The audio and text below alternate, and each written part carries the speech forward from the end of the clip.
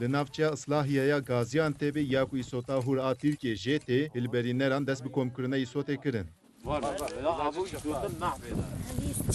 Karkerên demsalî yên ku ji Şanlıurfê ji bo xebatê tên navçeyê îsotan ji zêviyê berhev dikin û tijî çewalan dikin.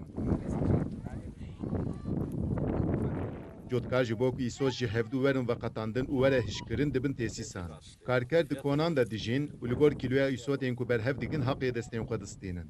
Serokê Odeya Zîraetê ya Islahiyê Mehmet Köse daxuyan ku ji ber bêaviyê qalîteya îsotan kêm bûye û bayê wê jî li gor sala borî erzantir bûye.